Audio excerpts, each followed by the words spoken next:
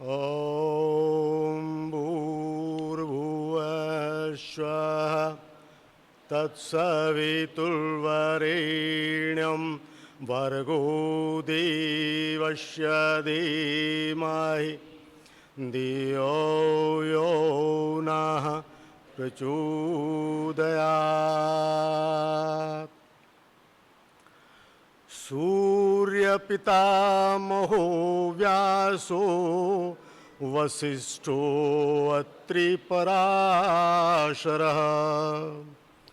कश्यपो नारदो गर्गो मरीचिर्मनुरङ्गिरः लोमशः पालिशश्चैव च्यवनो यवनो भृगु शौनको अष्टादशश्चैते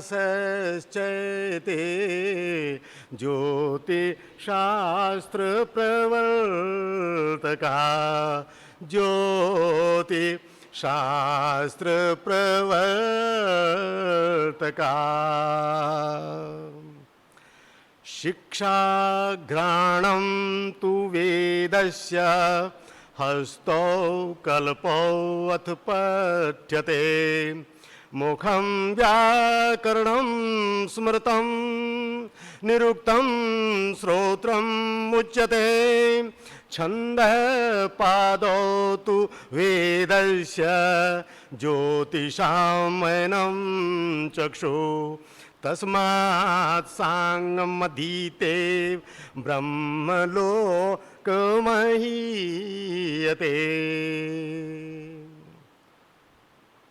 आज की इस नूतन ज्योतिष कक्षा में आप सभी भद्रभावों का हार्दिक अभिनंदन है। आज हम ज्योतिष की बहुत महत्वपूर्ण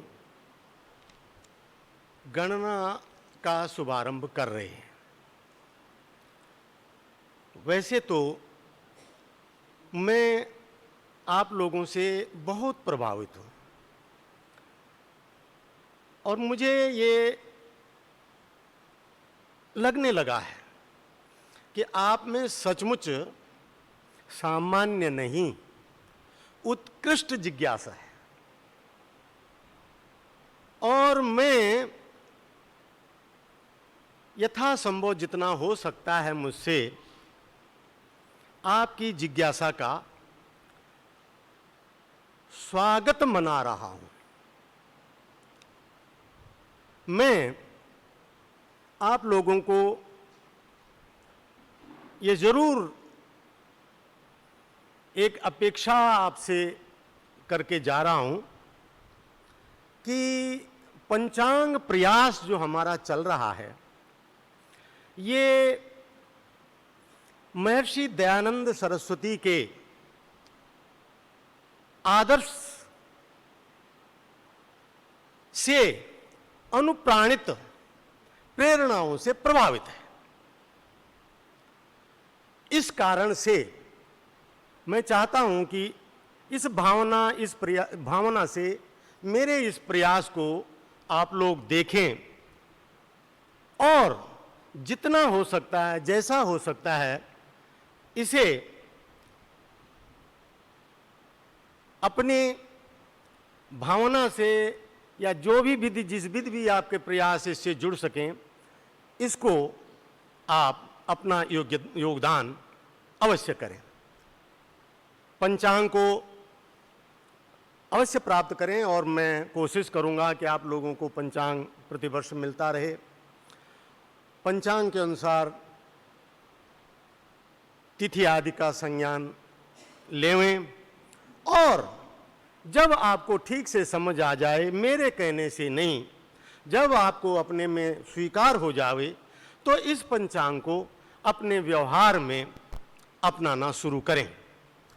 एक बात जरूर कहते हुए फिर मैं आ रहा हूं विषय पर कि हम आर्यों के लिए ये बात बिल्कुल भी शोभनीय नहीं है कि हम ये कहें कि कोई सच जब दूसरा स्वीकार कर लेगा तब मैं करूंगा। ठीक है, ये बात होना क्या चाहिए कि मुझे जो सच लगता है, मुझे जो समुचित लगता है, मुझे जो आदर्श लगता है, नैतिक लगता है, वैदिक लगता है, वो मुझे अपने जीवन में उतारना ही उतारना है। कोई उसको उतारे न उतारे, अपनाए न अपनाए, ये मेरा विषय नहीं होना चाहिए।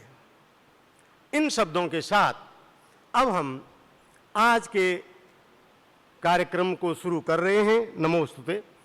और सर्वप्रथम एक प्रेरणा के रूप में मैं चाहूँगा कि आचार्य जी बताएं आपकी कौन सी कन्या जो है हमें संकल्प पाठ सुनाए। आप खड़ी होंगी और संकल्प वाचन करेंगी। ओम ओम तत्सत् श्री ब्रह्मणो द्वितीये परार्धे श्री श्वेतवाराह कल्पे वैवस्वते मन्वन्तरे अष्टाविंशतितमे कलियुगे कलिप्रथमचरणे एको वृन्दः सप्तनवतिकोटयः एकोनत्रिंशत् लक्षाणि एकोनपञ्चाशत्सहस्राणि चतुर्विंशत्यधिकशततमे सृष्ट्यब्दे नवसप्तत्युत्तरद्विसहस्रतमे वैक्रमाब्दे नलनामधेयसंवत्सरे दक्षिणायने वर्षर्तौ मासानां मासोत्तमे नभो मासान्तर्गते आषाढकृष्णनवम्यां तिथौ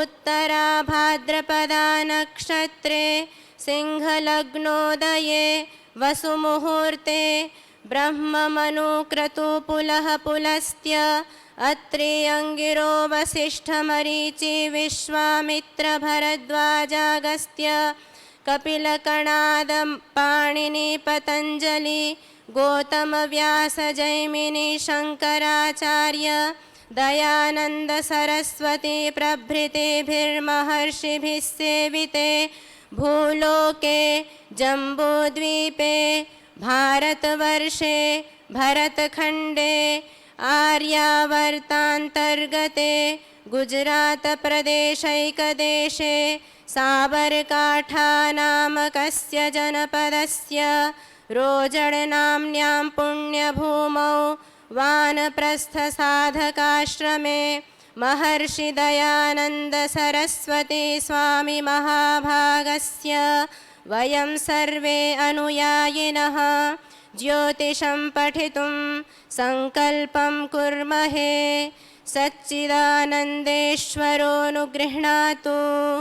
ओम। बहुत सुंदर, बहुत सुंदर, बहुत सुंदर। क्या नाम है बेटी का? समीहा। समीहा जी। बहुत अच्छा। ठीक है, आप लोगों में से, ठीक है, चलिए सुनाइए, आप सुनाइए। ओम तत्सत् श्री ब्रह्मणो द्वितीये परार्धे श्री श्वेतवाराह कल्पे वैवस्वते मन्वन्तरे अष्टाविंशतितमे कलियुगे कलिप्रथमचरणे एको वृन्द सप्तनवतिकोटय एकोनत्रिंशत् लक्षाणि एकोनपञ्चाशत्सहस्राणि चतुर्विंशत्यधिकशततमे सृष्ट्यब्दे नवसप्तत्युत्तरद्विसहस्रतमे वैक्रमाब्दे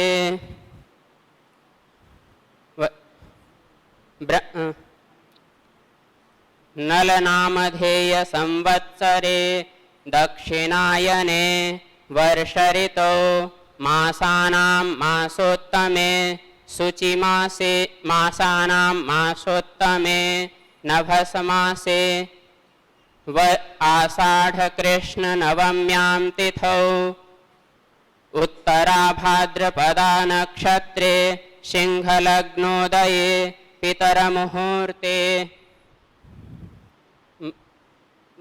ब्रह्ममनुक्रतु पुलः पुलस्त्य अत्रि अंगिरस वसिष्ठ विश्वामित्र वसिष्ठ विश्वामित्र ठीक है। भारद्वाज अगस्त्य कपिल कणाद जय पाणिनि पतंजलि गौतम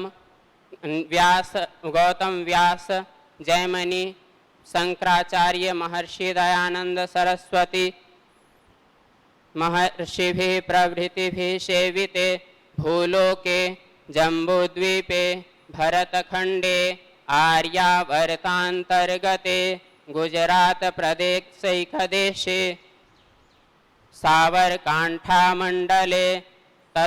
तत्रस्थ रोजर नाम्न्या ग्रामे वानप्रस्थ साधक आश्रमे महर्षि दयानंद सरस्वती महाभागस्य वयं सर्वे अनुयायिनः ज्योतिष पठितुं संकल्पं कुर्महे सच्चिदानंदेश्वरो नु गृह्णातु ओम। बहुत सुंदर, बहुत सुंदर। आपका बहुत बहुत स्वागत है और बहुत अच्छा है। थोड़ा और प्रयास करना होगा। और इस तरह से आप 3 लोगों ने हमको ये पाठ सुनाया। इसमें जो आज की कन्या ब्रह्मचारिणी कुमारी, क्या शुभ नाम बताया? सुनेहा, समीहा, ये तो बहुत ही प्रशंसा की पात्रा हैं। इन्होंने बहुत ही अच्छे ढंग से वो किया है और आपको भी बहुत बहुत धन्यवाद है। हमने ये सोचा था कि जो पहला पुरस्कार है वो समीहा को जाता है और ये हमारी तरफ से 500 रुपये का पुरस्कार है। और दूसरा पुरस्कार ये जो कल आए थे, क्या शिवनाथ जी को, ये दूसरा पुरस्कार शिवनाथ जी को जाता है और इन्हें मिलेंगे 251 रुपये। और तीसरा पुरस्कार जो है, आपका शुभ नाम क्या है? ज्ञानदेव जी, ये जो है इनको जाता है तीसरा पुरस्कार 151 रुपये का, ये मेरी तरफ से। और मैं जब विधाता सहयोग देंगे, मैं वो नहीं करता हूँ, प्रोग्राम की बात नहीं है, बनाने की बात नहीं है, सहयोग तो मिलेगा ही। जब फिर इस विद्यालय में कभी आना होगा तो मैं इसकी प्रगति के रूप में फिर अगली प्रेरणा आपको किस तरह से दे पाता हूँ, ये आप देखेंगे। तो थोड़ा सा समय लेंगे जी। अभी तो औरों को तो अवसर ही नहीं मिला, वो तो प्रतियोगिता में भाग ही नहीं ले पाए। नहीं, हाँ ठीक बात है आपकी। वो तो आचार्य जी ने चयन कर लिया, पता नहीं और कौन कौन होंगे। तो मेरा थोड़ा सा ये प्रेरणा के अर्थ में था, प्रतियोगिता होगा तो अगली बार प्रतियोगिता से किया जाएगा, ठीक है जी। अगली बार आप करेंगे और आप निर्धारित करेंगे। इस बार भी कर सकते हैं जितनों ने भी स्मरण किया है उनके लिए आप जो भी सम्मान देना चाहें उनको सबको दे देंगे। ठीक है, चलिए। ये आचार्य जी की बात में थोड़ा वो है, हमने जो किया है, हमने तो देखिए मैं चाहूंगा कि मेरी घोषणा हो चुकी है, इसलिए आज की बात आप तो कर लीजिए, हम तो थोड़ी छिद्र पूर्ति कर देंगे। है जी। आप जो घोषणा की है वो तो आप कर ही दीजिए। हाँ। और बची हुई छिद्र पूर्ति हम लोग कर लेंगे। ठीक है, ठीक है। तो समीहा आए और ये अपना पुरस्कार ग्रहण करें।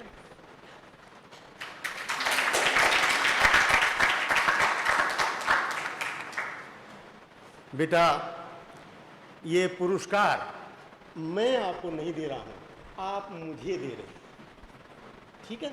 धन्यवाद। शिवनाथ जी,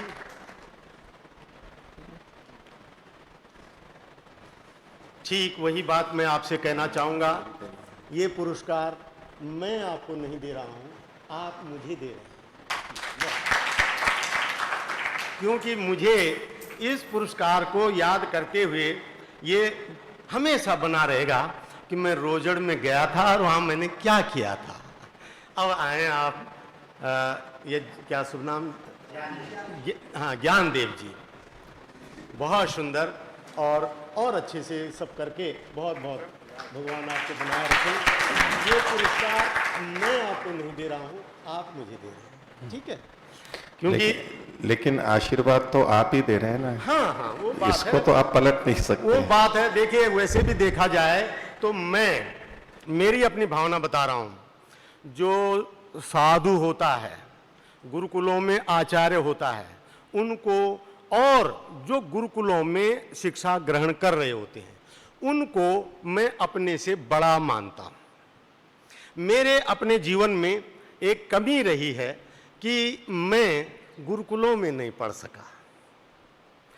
अब जब मैं गुरुकुलों के विद्यार्थियों को देखता हूं तो उनमें मैं अपनी आशा की पूर्ति होती हुई देखता हूं। इसलिए आप, ये ठीक है, ज्योतिष के माध्यम से और थोड़ा उम्र के माध्यम से मैं ये जीवन के 72 वसंत देख चुका हूं, तो इस माध्यम से मैं थोड़ा आपसे आगे हूं। बाकी सच पूछा जाए, अगर 10 चीजें गिनी जाएंगी तो 2 में मैं आगे हूं, 8 में आप आगे निकलेंगे। अब आप सोच लीजिए कि आप और मेरी में सापेक्षता क्या है और किस प्रकार की है। खैर, बहुत बहुत धन्यवाद। ईश्वर आप सबको बनाए रखें और ऐसी ही प्रगति पथ पर अग्रसर रहें। अब आज का विषय, मैं कुछ कहना है। ये जो पुरस्कार मिला है, ये इसको मैं आपकी प्रस्ताव से और मुनि जी के सहमति से, जो एक नई योजना आई है हमारे आश्रम में धूप घड़ी स्थापित करने के लिए, तो उस धूप घड़ी में ये मेरी पहली आहुति मैं मेरी तरफ से समर्पित करता हूँ। ठीक है, चलिए रखिए। अभी धूप घड़ी तो आपके यहां अब लगेगी ही, क्योंकि हमारे विभू जिसको इसके लिए समय देना है, इनने भी कह दिया है और आचार्य जी ने भी कह दिया है, तो अब तीसरी बात सब वो तो की आवश्यकता ही नहीं रही। ये 2 बातें हो गई, यानी कन्फर्म हो गया। हम समय निकालेंगे और आपके यहाँ धूप घड़ी लगेगी, और शायद ये भारत का पहला गुरुकुल होगा जिसके प्रांगण में धूप घड़ी होगी। अब हम आज के विषय पर आते हैं, पर आज न आपने एक एक बिंदु को नोट करना है अपने पास में, और पास नोट करते हुए और साथ ही साथ करते भी जाना है, समझते भी जाना है। और ये बहुत ही महत्वपूर्ण बिंदु है। ये है, सबसे पहले हम आपको, वैसे तो ये सिखा चुके हैं, लेकिन आज हम आपको इस ढंग से लाए हैं सारा करके कि एक एक, जैसे आचार्य जी ने कहा था, विधिवत, और एक और विद्यार्थी ने भी कहा था, एक एक लाइन करके आप इसको पकड़ेंगे तो ये संपात काल के बारे में हमसे एक त्रुटि हो गई थी कि देखिए, संपात काल जो है, जो दिया जाता है, वो खमध्य से संपात बिंदु की दूरी तो होता है, लेकिन हमने उसको आगामी दूरी को नाप से आपको बता दिया। वास्तव में संपात बिंदु से संपात कितना आगे चल चुका है, ये वो संपात काल होता है। इसमें थोड़ी त्रुटि हो गई थी, इसे सुधार लीजिएगा, जहां आपने लिखा होगा वहां सुधार कर लीजिएगा। इतनी दूरस्थ पर संपात पहुंच चुका है, ऐसा है ये। तो आइए, सबसे पहले अपने उसमें लिखिए इसको समझना, मैं समझाता रहूंगा, अच्छे से आपको समझ आता रहेगा, और इसको ऐसी प्रैक्टिस करनी है। ये देखिए, मुख्य गणित है, ये ज्योतिष की मुख्य गणित है। आपको जब लग्न निकालना होगा, और लग्न जो है वो सर्वाधिक जटिल गणित है ज्योतिष की, तो आपको इसी के माध्यम से निकालना है। तो सबसे पहले लिखिए संपातिक काल या सिड्रल समय। ये सिड्रल समय को नक्षत्र समय कह सकते हैं। हाँ, नाक्षत्रिक अंग्रेजी समय में है सिड्रल समय, नाक्षत्रिक समय। हाँ, नाक्षत्रिक समय, बिल्कुल ठीक है।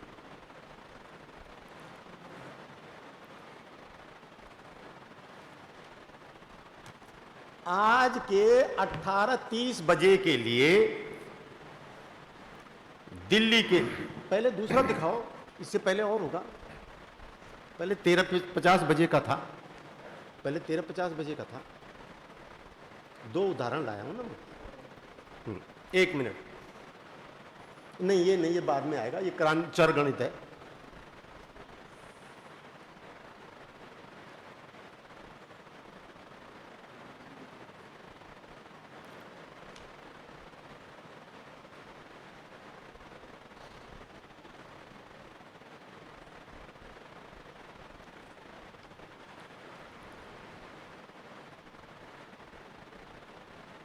तेरह 50 बजे का है।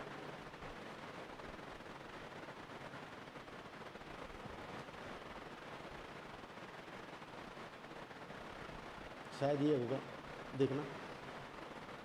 नहीं ये नहीं, वो हो सकता है तेरे पास बाद में पहुंचा होगा ना वो।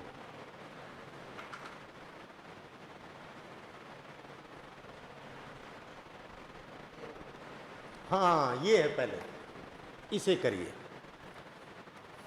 क्योंकि वो दूसरा वाला है, उसमें मैंने कुछ शॉर्ट कर दिया है, जो इसमें समझ गया आ गया, उसको उसमें नहीं लिखा है। इसलिए सांपातिक काल या सिड्रल समय, इसको नाक्षत्रिक काल भी कहते हैं।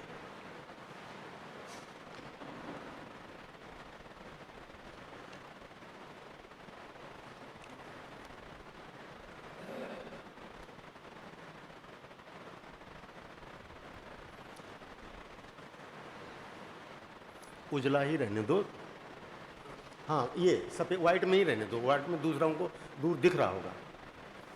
आज के 13:50 बजे के लिए हम ऐसा क्यों? ठीक है, कर रहे हैं। एक बार स्थिर कर दीजिए ताकि हम लोग आराम से लिख लें। हाँ वो वही कर रहे हैं, वो थोड़ा वहां से गड़बड़ हो रही ना।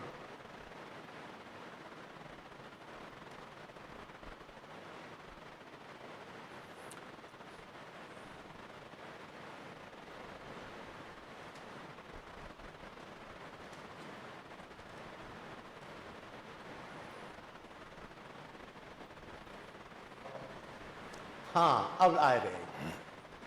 13:50 बजे के लिए हमने सांपातिक काल जाना है। मैं कानों से सुनते रहो और वहां देखते रहो और अपना लिखते रहो।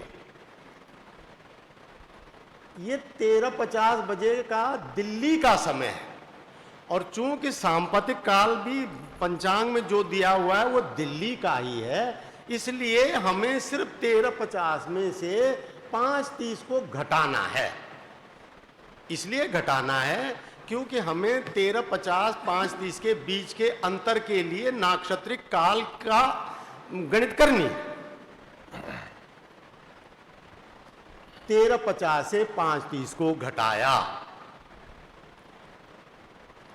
हाँ बिल्कुल सही, ऐसे ही दिखाते रहो।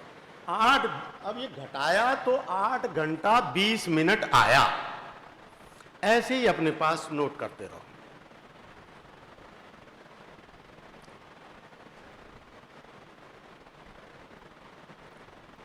अब आपने कल और परसों हमने जो पढ़ाया है उसमें आपने ये अच्छी तरह से समझा है कि एक सौर घंटा जो है वो से सांपातिक बनाने हेतु 9.883 सेकंड, मोटी तौर पर 10 सेकंड, यानी प्रति 6 मिनट के लिए 1 सेकंड।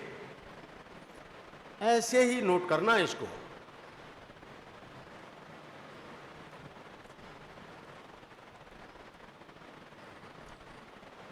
यानी प्रति 6 मिनट के लिए 1 सेकंड, तभी तो 60 मिनट के लिए 10 सेकंड जोड़ना होता है।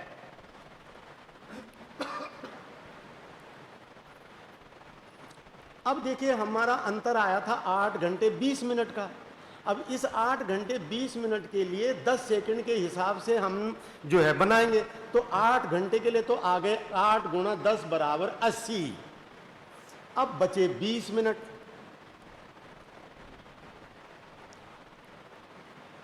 इस 20 मिनट के लिए आपको बताया ऊपर देखो, प्रति 6 मिनट ये तो 1 सेकंड, तो ये 20 मिनट है। 6 × 18, 18 सेकंड के लिए 3 सेकंड पूरे आ गए।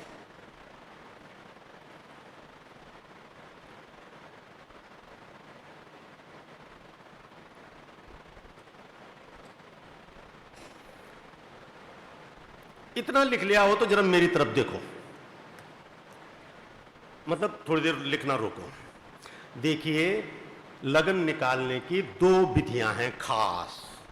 पहली विधि का नाम है इष्टकाल विधि। पहली विधि का नाम क्या बताया?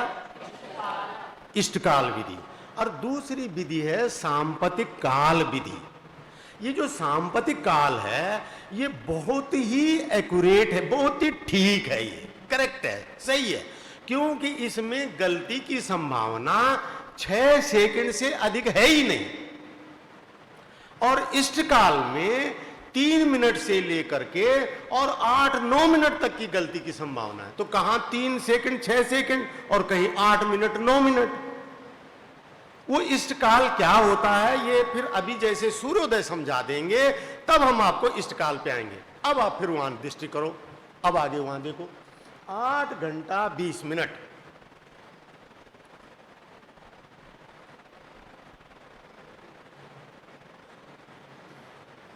ये 83 सेकंड, ये कैसे आया? समझ में भी आ गया ना आप लोगों को?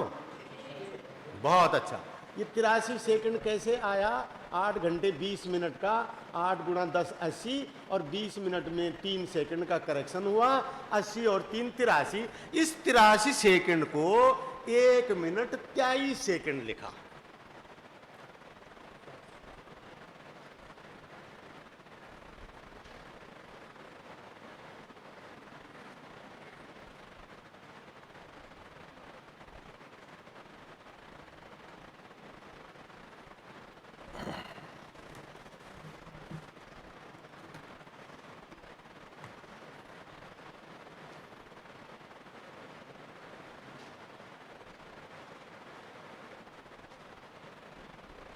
अब ये आपने 8 घंटा 20 मिनट में जो अंतर, 8 घंटा 20 मिनट क्या है?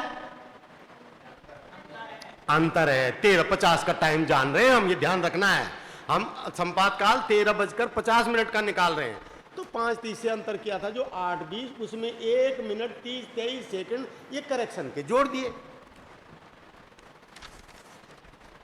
8 घंटा 21 मिनट 23 सेकंड हो गए।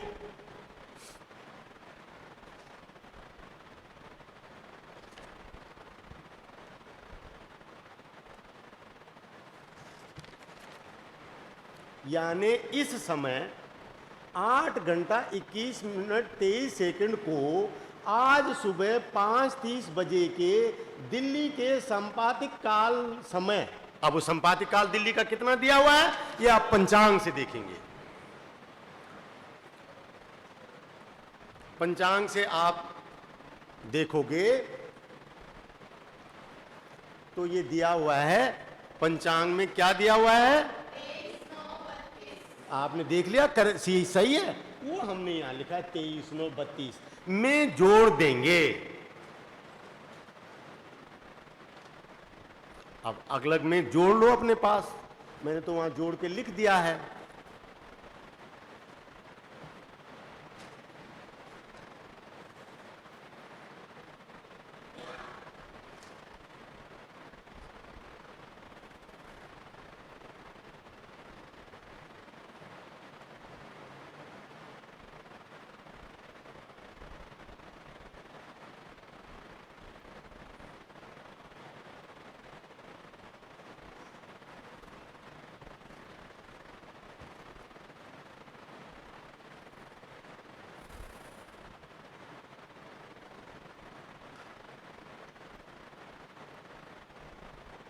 तो ये जोड़ के कितना आया आपका? इतना ही आया ना? हाँ, अब जो 31 घंटा 30 मिनट 55 सेकंड आया, अर्थात 7 घंटा 30 मिनट 55 सेकंड। अभी 7 घंटा 55 मिनट 30 सेकंड कैसे आया? ये तो बताने की बात नहीं है ना? नहीं है ना? शाबाश, ये तो आपको पता हो गया। 24 घंटे को घटा दिया उसमें से, तो शेष आया 7 घंटा 30 मिनट 55 सेकंड आ जाएगा। अब देखिए, ये हुआ दिल्ली का सांपातिक समय। अब सुन लीजिए हमें, अब यहां मत देखो, अब हमारी तरफ देखो। ये 7 घंटा 30 मिनट 55 सेकंड का जो समय आया, ये आया आपका दिल्ली का संपातिक काल 13:50 पर।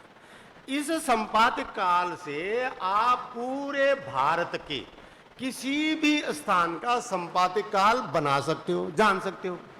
उसके लिए आपको सिर्फ क्या करना है कि उस स्थान का देशांतर देखना है। देशांतर के बारे में कल समझाया ना आपको। हाँ, दोबारा से बस सिर्फ एक बार लाइन रिपीट कर दे रहा हूं। देशांतर रेखाएं वो रेखाएं हैं जो उत्तर से दक्षिण की तरफ खींची हुई होती हैं, यूं यूं यूं, और वो जो कॉलम बनते जा रहे हैं, दूरी जो है वो पूरब से पश्चिम की बताती हैं। अक्षांश रेखाएं भूमध्य रेखा के सापेक्ष पूरा उत्तर से दक्षिण की ओर खींची दूरी बताती हैं और पूरब से पश्चिम की ओर खींची हुई होती हैं। ठीक है, तो जो देशांतर रेखाएं हैं वो देशांतर रेखाएं आपका समय की दूरी बताती है कि इस स्थान से ये इस स्थान कितना समय दूर है।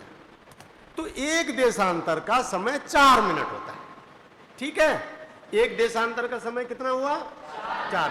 अब अगर कोई स्थान इस, मान लीजिए मैं यहां पर बैठा हूं, मेरे से दूसरा स्थान अगर 8 देशांतर आगे है, तो उसका समय मेरे से कितना अधिक हो जाएगा? 32। ये अधिक हो जाएगा। पूरब की तरफ तो अधिक हो जाएगा और पश्चिम की तरफ तो कम हो जाएगा। अगर अधिक है तो आपको जोड़ना है, अगर पीछे है तो आपको घटाना है। अब दिल्ली का देशांतर है 77 कला पूर्व। ठीक है, देखो अक्षांश को जब भी लिखोगे तो उसके साथ एन या एस लिखा हुआ मिलेगा, यानी उ या स द। उ का मतलब उत्तरी गोलार्ध में, ध्रुवोन्नति अक्षांशः। ठीक है, और द का मतलब नीचे की तरफ, दक्षिण। ठीक है, ऐसे ही देशांतर के साथ उ और प, ई और डब्ल्यू लिखा रहता है। ई का मतलब ईस्ट की तरफ और W का मतलब वेस्ट की तरफ। तो अब आपने इसे देखिए, अब आप यहां देखिए, इसी सांपातिक समय में यदि हम रोजड़ के देशांतर 73.5 कला के हिसाब से दिल्ली का अंतर समायोजित का है, धन ऋण नहीं लिखा है। समायोजित का मतलब है कि पूरब की तरफ तो धन और पश्चिम की तरफ तो ऋण, ये हुआ समायोजन। ठीक है, आगे देखिए, समायोजित करेंगे। हाँ, कहां पर था वो?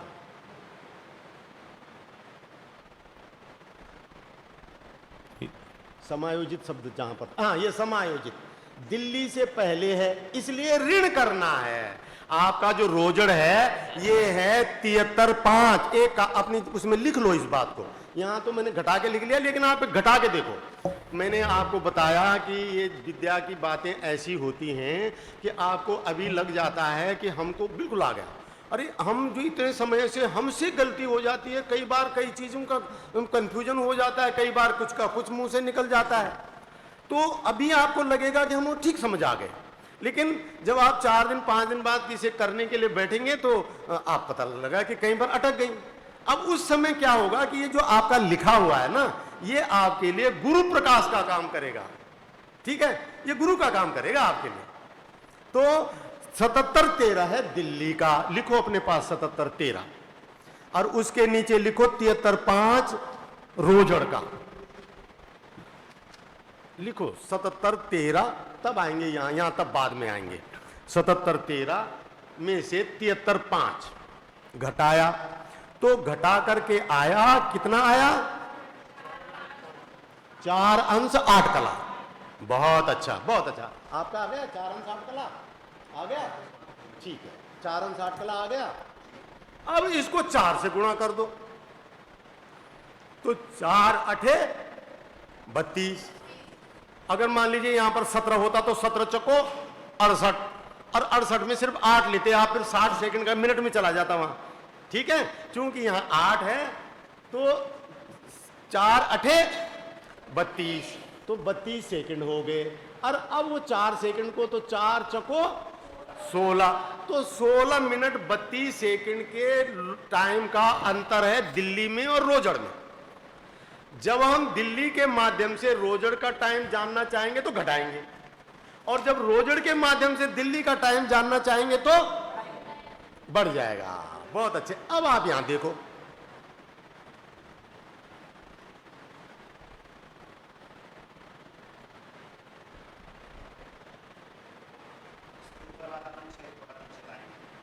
जी मुझे सुना ही नहीं पड़ा, क्या करें? अच्छा, ऊपर वाला दिखा दो।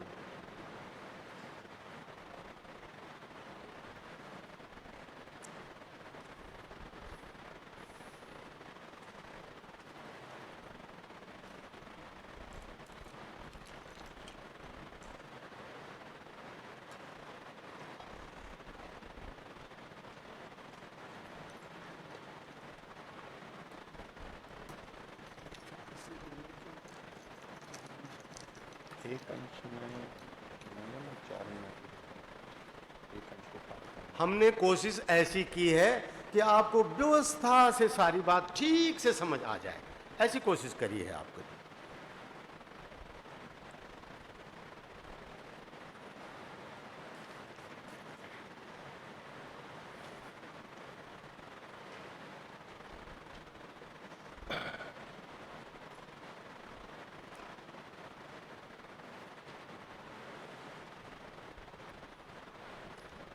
ठीक है, इसलिए अब 4 अंश 8 कला के अंतर को 4 से गुणा करेंगे तो 16 मिनट 32 सेकंड का अंतर हुआ, और ये अंतर दिल्ली के स्थानीय समय से कम है, इसलिए दिल्ली के सांपतिक समय में से इस अंतर को घटा देंगे तो रोजड़ का सांपतिक समय आ जाएगा।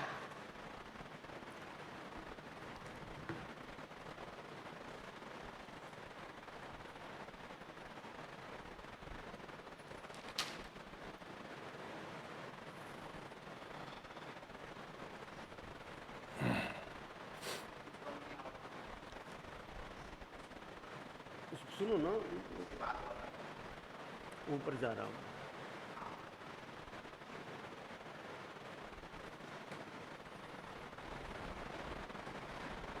मतलब ये रोजड़ का 13:50 का सांपातिक समय होगा, 13:50 का होगा, ठीक है जी। ये 13:50 बजे का संपातिक समय होगा रोजड़ का।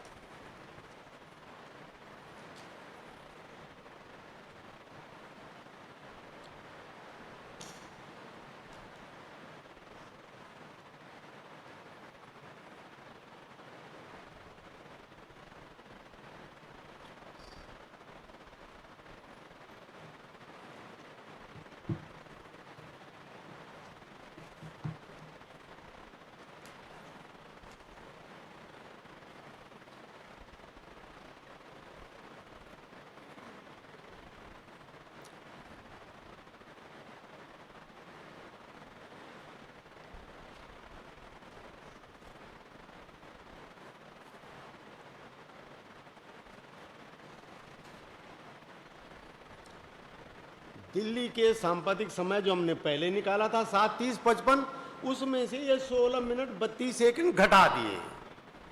और आपको पता ही है घटाए क्यों है, क्योंकि दिल्ली की अपेक्षा से रोजड़ का टाइम निकाल रहे हैं, और अगर हम रोजड़ का समय निकालते और तब हमको दिल्ली का निकालना पड़ता तो तब क्या करते? 16 मिनट 32 सेकंड को जोड़ देते। ध्यान रखें, अपने पास नोट कर लो, ऐसे के ऐसे ही नोट करो।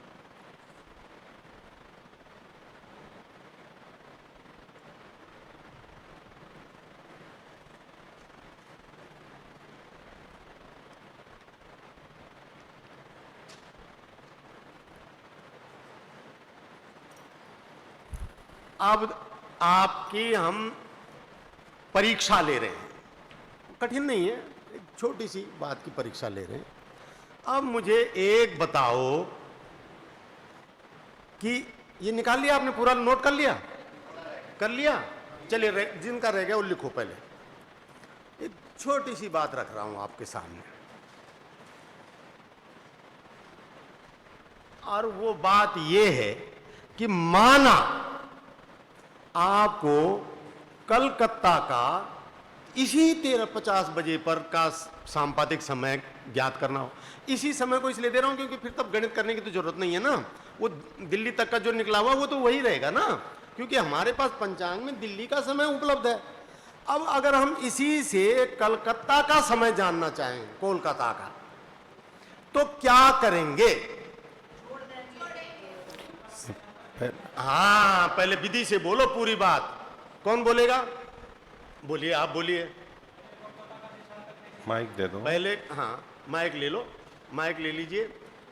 पहले आचार्य जी, पहले कोलकाता का देशांतर देखेंगे। बहुत सुंदर। और दिल्ली के देशांतर में से कोलकाता के देशांतर में से दिल्ली का देशांतर घटा देंगे, क्योंकि घटाएंगे, वो आगे होगा। कोलकाता आगे है, बहुत सही। और आगे है तो यानी कि कोलकाता का मान बड़ा है देशांतर में, तो समय मान में वो जुड़ेगा। तो अब एक बात रह गई बोलनी कि कोलकाता के देशांतर में से दिल्ली का देशांतर घटाएंगे और जो अंतर आएगा उसका टाइम बनाएंगे। उसका टाइम बना लेंगे, 4 से टाइम गुणा बनाएंगे, माने 4 से गुणा करेंगे। तो जरा करके देखो, तो आप निकालो अपने पास जरा कलकत्ता के देशांतर में से वो। बहुत सही, बहुत अच्छा, बहुत। ये हुई ना बात। अब ये तो पता लगा भी कुछ कि हमने कुछ सीखा। हाँ, आप पंचांग निकालो, आप अपने पास से देखो, ये सब आपको आना चाहिए। कोलकाता का कहाँ है ये देखिए, पेज नंबर, आप पेज नंबर जहां अक्षांश निकाले हुए हैं, ये पेज नंबर 99।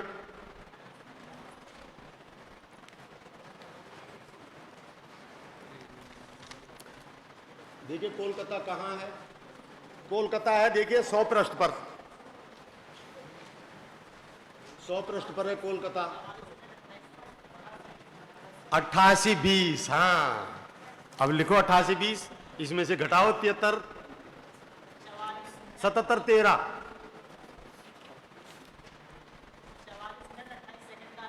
हाँ जो भी आया, अभी मैंने गणित नहीं करा है, आप निकालिए, बहुत अच्छा।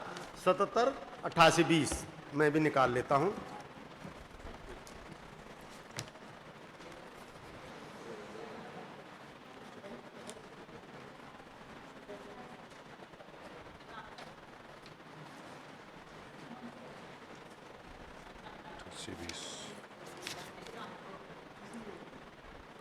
कितना आया? 88-20।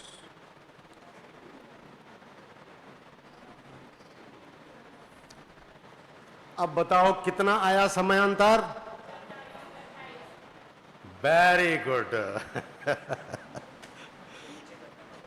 44 मिनट। हाँ, ये हुई बात। निकालो सब लोग।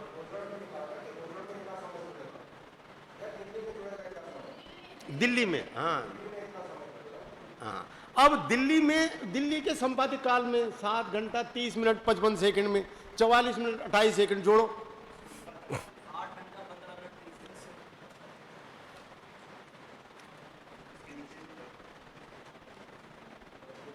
पूरा वो अगला उदाहरण है, वो तो अगला उदाहरण है दूसरा।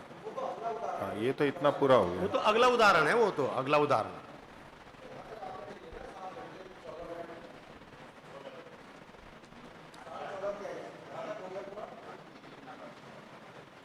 ये एक उदाहरण था, और अभ्यास के लिए हम आपको एक उदाहरण और दे रहे हैं।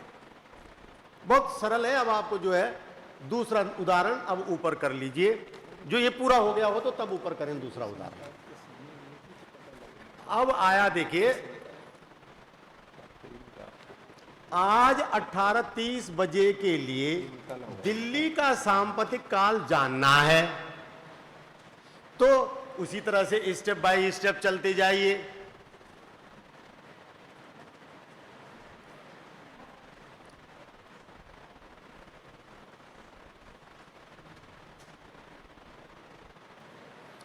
अब हमने टाइम बदल दिया, 18:30 कर दिया, आज का ही है।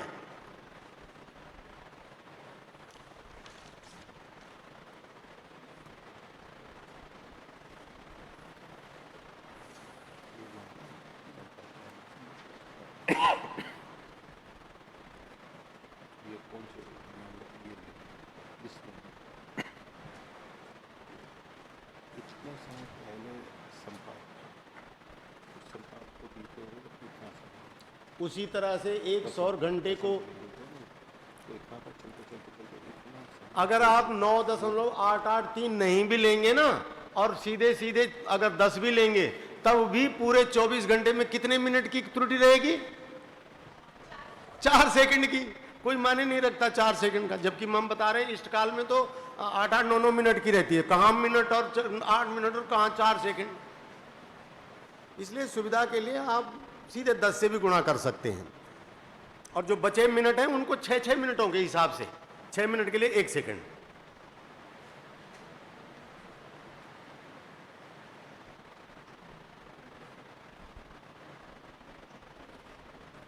बहुत अच्छा।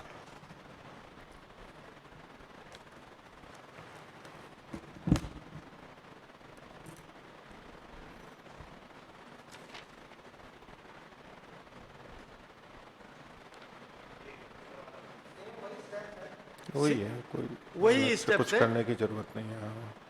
उसी तरह के स्टेप्स हैं। अगर आपने पहला प्रकरण पूरा नोट कर लिया अपने पास में, तो इसमें कोई लाइन रह भी जाएगी तो भी कोई बात नहीं, और अगर लिख सकते हो तो वो तो अच्छी बात रहेगी।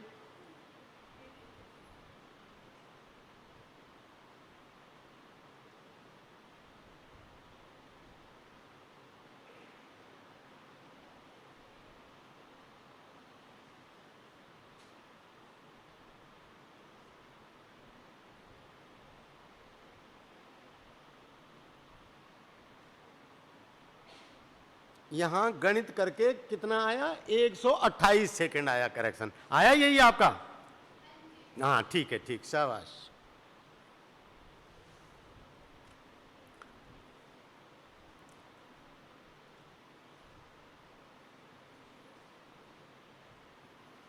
मैंने पिछली बार भी कहा था और आज भी दोहरा रहा हूं उस बात को कि देश में जितने भी ज्योतिषी हैं, ये मैं विश्वविद्यालयों के छात्रों को, अध्यापकों के लिए नहीं कह रहा हूँ, क्योंकि वो उनमें से तो वो तो गणित को जानते ही हैं, लेकिन जो आम जनता को उपलब्ध ज्योतिषी हैं उनमें से 95% भी ज्योतिष की गणनाओं की सही विधियों को न जानते न उनका उपयोग करते। और दुर्भाग्य से जब से कंप्यूटर आया तब से लोगों की जो थोड़ी बहुत क्षमता थी भी, उसका भी नाश हो गया।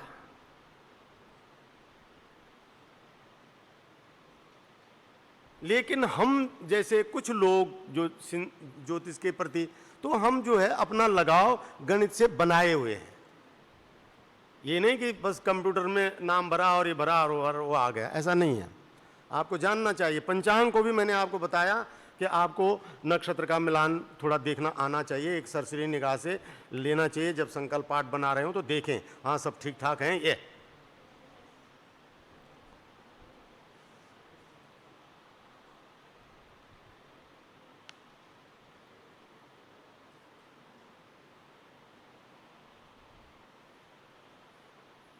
जी, आगे का ले सकते हैं जी, ठीक है, ये हो गया।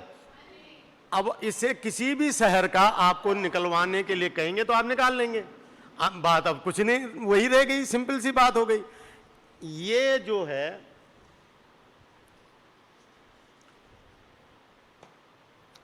अब हम आ रहे हैं चरांतर पर। चर, चर क्या है?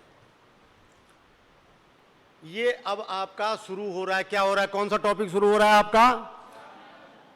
ये चरांतर सूर्योदय सूर्यास्त को गणित करने की पहली सीढ़ी है।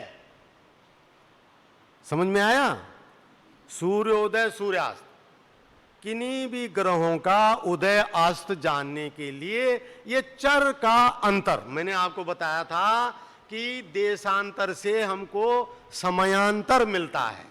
देशांतर से क्या मिलता है? और अक्षांश से हमको मिलता है चरांतर। अक्षांश से क्या मिलता है? किसी भी ग्रह के ऊपर चढ़ने की गति क्या है, कैसे है, क्या कैसे जा रहा है वो ऊपर की ओर। उदय हो, उदय ऊपर की ओर माने उदय होना, और फिर अस्त होना माने नीचे की ओर आना। तो ये जो काम हो रहा है चढ़ने उतरने का, इस काम को क्या बोलते हैं? चरांतर, चर का अंतर। तो ये अंतर जानने के लिए जो है आपके पास दो चीजें होनी चाहिए, और ये दो चीजें हैं। पहली चीज है कि आपको उस स्थान का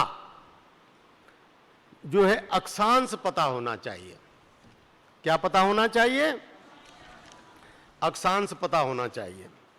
और दूसरी चीज है, आपको जिसको आप गणित कर रहे हैं, जिसको आप जानना चाह रहे हैं, उसका जो है आपको क्रांति पता होनी चाहिए। एक मिनट, उसका सूत्र जो है, चरांतर का सूत्र जो है, एक मिनट, 10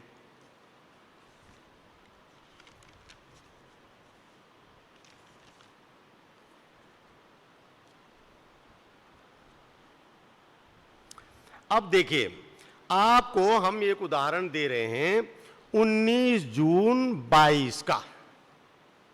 अब 19 जून 22 में सूर्य की क्रांति देखिए पहले, हाँ ये अभी पिछली तारीख का, 19 जून का, 29 का। अब जिसका भी आप उदय अस्त जानना चाह रहे हैं, उसका आपको एक इसकी क्रांति चाहिए, और दूसरा आपको चाहिए कि आप कहां के लिए जानना चाह रहे हो। मान लीजिए दिल्ली के लिए, आप मान लीजिए दिल्ली का सूर्योदय निकाल रहे हैं, तो दिल्ली के सूर्योदय को निकालने के लिए आपको दिल्ली में सूर्य का चर चाहिए। दिल्ली में सूर्य का चर चाहिए, तो वो चर दिल्ली में जो सूर्य का होगा उसके लिए दिल्ली का अक्षांश चाहिए, और फिर दिल्ली उस दिन के सूर्य का क्रांति चाहिए। ठीक है, चर और सूर्य का अक्षांश और क्रांति। अच्छा, एक बात जरा हम पूछना चाहेंगे, और नहीं तो हम एक थोड़ा सा इनका उद्बोधन करा देंगे आप लोगों के लिए। आप में से कितने लोग जानते हैं त्रिकोणमिति के मौलिक सिद्धांतों को, या थोड़ा मूल परिचय कितने लोगों को है? आपको साइन कॉस टैन ये सब तो निकालना थोड़ा बहुत जानते होंगे कि टेबल से कैसे निकालते हैं। साइन थीटा क्या होता है, टैन क्या होता है, कॉस क्या होता है एक त्रिभुज में, सब, लेकिन कम लोग जान रहे हैं भाई, ये ध्यान रखो। नहीं, विद्यार्थी लोग तो सब अधिकांश लोग नहीं जानते हैं। हाँ, अधिकतम नहीं जानते, आपको बोलना पड़ेगा। जैसे आपने अजमेर में लेक्चर दिया था, वही बात दो कुछ लोग कुछ जानते हैं, सब नहीं बोलना पड़ेगा, बिल्कुल बिल्कुल सब नहीं जान रहे हैं, बहुत अधिकतर तो नहीं जान रहे। देखिए, त्रिकोणमिति या किसी भी समकोण त्रिभुज में ये क्या है कि त्रिभुज के विभिन्न एक त्रिभुज की 3 भुजाएं होती हैं, तो इस त्रिभुज के तीनों भुजाओं के विभिन्न अनुपात जो हैं उनके नाम हैं। तो आप ऐसे, जैसे हम जब बोलते हैं तो इसको बोलते हैं लंब। यहाँ आ नहीं रहा है, आ जाएगा थोड़ी देर में, नेट स्लो चल रहा होगा ना, धीरे धीरे आ रहा है।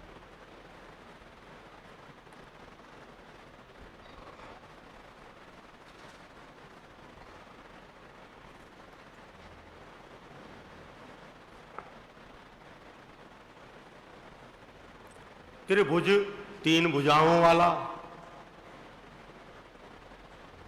और उसके 3 लंब, आधार और कर्ण। आधार, लंब और कर्ण।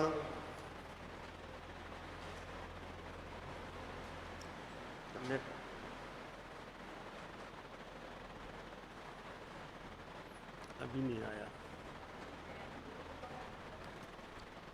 ये फॉर्मूला है, इसी को तो जानना है आपको। साइन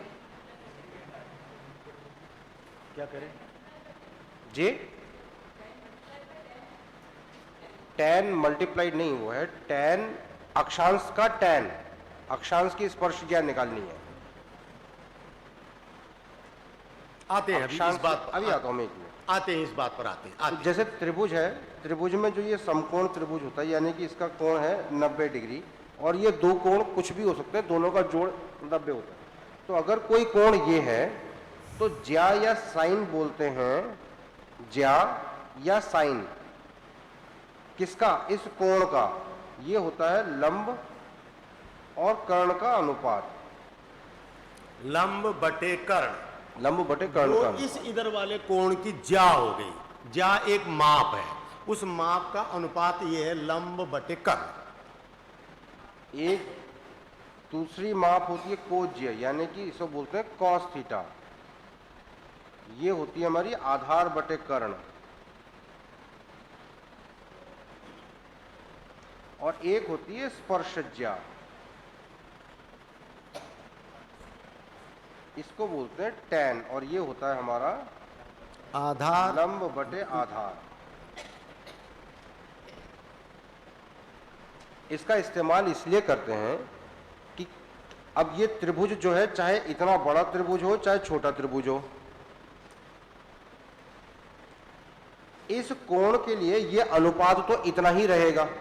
और चाहे ये कितना ही लंबा क्यों ना हो जाए, ये अंतरिक्ष में ही क्यों ना चला जाए, कोण अगर इतना है तो इस कोण की ज्या, स्पर्श ज्या और कोज्या का अनुपात हमको मालूम है तो वो इतना ही रहेगा।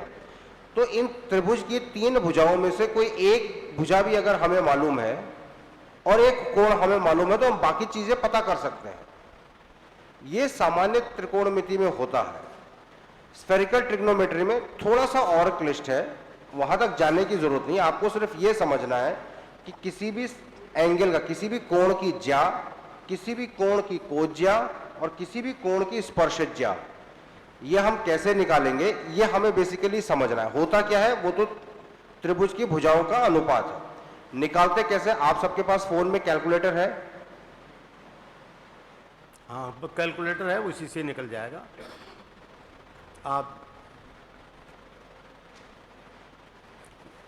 कैलकुलेटर में देखो, उदाहरण के लिए आप साइन छांटो, साइन चुनो तो साइन, और उसके आगे 45 लिखो तो वो 1 आ जाएगा। देखिए ये सामान्य सा कैलकुलेटर है, साइन सामान्य कैलकुलेटर।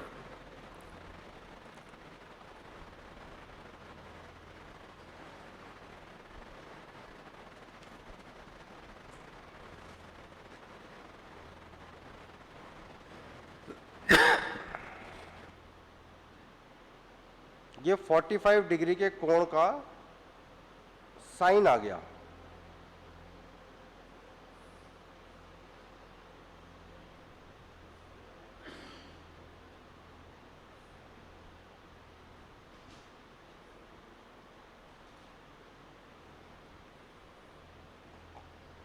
ठीक है, 45 डिग्री का अगर कोई कोण है तो उसके साइन की वैल्यू कितनी होगी? तो हमने खाली अगर साइन दबाया तो ये बटन से ही ये सीधे सीधे वैल्यू आ जाती है 0.707। जो जानते हैं साइन कॉस थीटा को, वो जानते हैं कि एक टेबल के फॉर्म में बना रहता है साइन का। 1 डिग्री के एंगल से 90 डिग्री के एंगल तक एक टेबुलर फॉर्म में पूरी साइन टेबल रहती है। कैलकुलेटर में वो फॉर्मूले से निकल आती है। तो हमें कोण का साइन निकालना है। सिर्फ इतना ध्यान रखना है कैलकुलेटर से करते समय कि कैलकुलेटर में 2 फंक्शन होते हैं, एक जो इनको डिग्री में लेता है और एक जो इनको रेडियन में लेता है। 2 इकाइयां होती हैं कोण को नापने की, एक रेडियन और एक डिग्री मिनट सेकेंड। हम जितनी गणनाएं कर रहे हैं वो डिग्री मिनट सेकेंड में कर रहे हैं, लेकिन कैलकुलेटर में कभी कभी एक फंक्शन रहता है जो रेडियंस में नापता है। जैसे अगर मैं 1 लूं और इसका मैंने tan लिया तो ये कितना है? 0.017, सॉरी 45 का tan लिया, ये आया 1। इसका मतलब है कि ये डिग्री के मोड में चल रहा है। यहाँ पे आप देख रहे हो ना, रेड RAD दिख रहा है, ये आ नहीं रहा है अभी। इसी को मैंने कर दिया अभी। इंटरनेट नहीं है क्या काशी? डिग्री मुझे दिख रहा है, मतलब ये रेड मोड में चल रहा है। अगर मैं 45 का अब करूंगा 10 तो अब 1.61 आएगा। ये 1.61 क्या है? उसने 45 को 45 डिग्री ना लेकर के 45 रेडियन ले लिया है। तो आपको कैलकुलेटर करते समय इस चीज का ध्यान रखना है कि अपने कैलकुलेटर को डिग्री के मोड पर फिक्स रखिएगा। अगर डिग्री के मोड में नहीं आएगा तो उस तरह से लेगा नहीं फिर वो कैलकुलेशन को। तो कैलकुलेटर यूज करते हैं आप सब लोग? तो आपको साइन टेबल और ये लैग आ रहा है इसमें। हाँ, ऐसा है, आप कुछ सामान्य रूप से समझा दीजिए। सामान्य रूप से ये कैलकुलेटर और ये सब शब्द से समझ नहीं पाएंगे, अभी अधिकांश नहीं समझ पाएंगे। और संक्षेप से बता दीजिए, जो इससे परिचित हैं वो जान लेंगे बस, बाकी इसको समझाने के लिए अधिक प्रयास करने की जरूरत नहीं है। हाँ, इसे समझाने में ज्यादा वो करने की जरूरत नहीं है। आप जी। जो सूत्र आगे बताया का ना, बता सकते हैं। इस सूत्र के आधार पर जिनको मालूम होगा वो निकाल भी लेंगे। चलिए, अब हमने आपको ये कहा कि इसमें आप कैलकुलेटर की मदद ले सकते हैं, क्योंकि आप लोगों के पास इनके टेबल्स भी उपलब्ध नहीं होंगे। आपकी मैथ्स में इनके टेबल दिए हैं या नहीं दिए हैं ये मुझे जानकारी नहीं है, और कैलकुलेटर में ये सब होता है। आप वहाँ से इनकी वैल्यू प्राप्त कर सकते हैं। साइन की, कॉस की, साइन माने जा, कॉस माने कोजा, टेन माने स्पर्शजा, और कॉट माने को स्पर्शजा।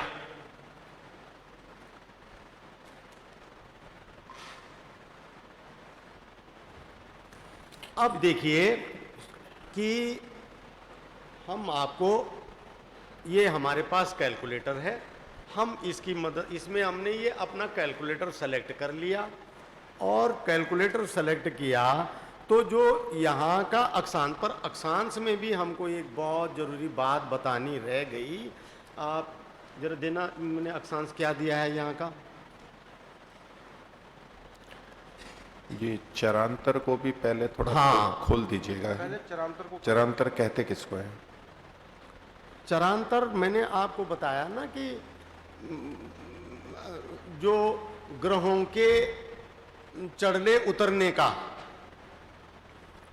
मैं बताता हूँ एक मिनट ना। जो ऐसा है ना कि ऐसे, जैसे हाँ बोलिए। भूमध्य रेखा पर, क्रांति वृत्त पर जब भूमध्य रेखा पर है तो कोई ग्रह को चढ़ने उसके में मान सापेक्ष होता है ये। 30 अंश चढ़ने में मान लीजिए उसे 2 घंटे लग रहे हैं, लेकिन वही जब हमारे दिल्ली के अक्षांश पर जब हमें दिखेगा तो वो 2 घंटे में ही नहीं दिखेगा, क्योंकि अब तिरछा हो गया ना, तो कुछ कम या ज्यादा समय में दिखेगा। ये जो डिफरेंस है, ये डिफरेंस चरांतर का है। तो हम ये बेसिकली निकाल रहे हैं कि सूर्य को चढ़ने में कितना समय लगा, उसका जो अंतर है भूमध्य रेखा के सापेक्ष, वो अंतर हम निकाल रहे हैं ताकि हम अपने स्थान का सूर्योदय और सूर्यास्त निकाल सके। जैसे मोटा अभी इसको ऐसे समझ लेते हैं। इससे सूर्योदय सूर्यास्त जब निकलेगा ना तो फिर आपको चीजें अभी आपको बताते हैं, वो सब समझ में आ जाएगा। लेकिन चलिए, मैं देखिए, जो जीरो अक्षांश है ना, उसको निरक्ष देश भी बोलते हैं। जीरो अक्षांश माने जिसका अक्षांश नहीं है। तो निरक्ष में सूर्य हमेशा 6 बजे उदय होता है और 6 बजे अस्त होता है। यहां से समझिए आप, अब आपको चरांतर समझ में आएगा।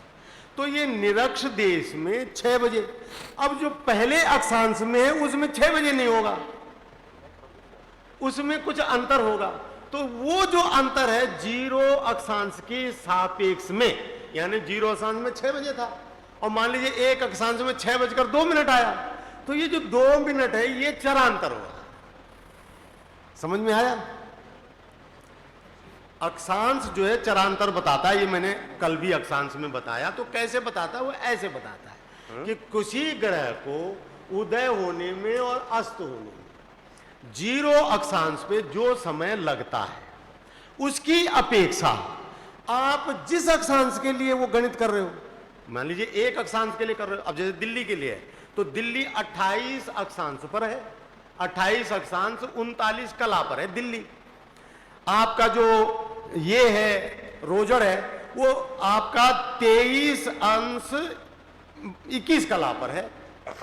तो जो निरक्ष देश है, जो भूमध्य रेखा है, जो जीरो अक्षांश है, वहां पर सूर्योदय उदय अगर 6 बजे, वो अगर नहीं वहां 6 बजे ही होता है सूर्य, तो वो जो है आपके रोजर के 23 अंश में कितना समय लेगा?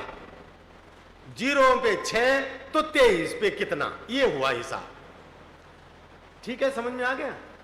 तो ये जो अंतर आया रोजर के अक्षांश का ग्रह के उदय होने में और जो भूमध्य रेखा 0 अक्षांश निरक्ष देश, उसको निरक्ष बोलते, निह अक्ष से वो रा बन रखा है, निरक्ष।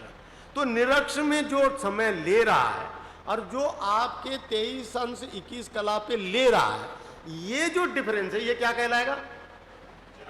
चरांतर कहलाएगा। चरांतर स्पष्ट हो गया? तो उसको कैसे गणित करते हैं वो आपको समझा रहे हैं।